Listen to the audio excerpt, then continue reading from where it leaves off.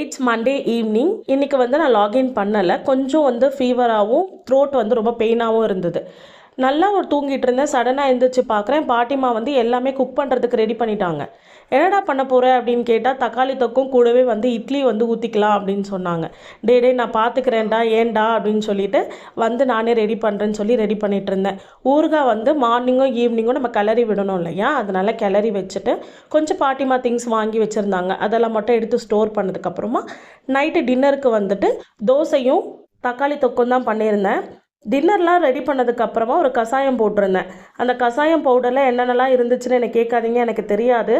ஆனால் இந்த வருஷம் ஃபுல்லாக ஃபீவரை கூட வச்சுக்கலாம், அந்த கஷாயத்தை குடிக்க முடியல, அவ்வளோ கஷ்டமாக இருந்தது. ஏதோ ஒன்று நம்மளால் கஷ்டப்பட்டு சாப்பிட்றோமோ அதில் தான் அவ்வளோ ஹெல்த்தி இருக்கும். அதுக்கு தான் வந்துட்டு பெரியவங்க ஒருத்தங்க வீட்டில் இருக்கணும்னு சொல்கிறது.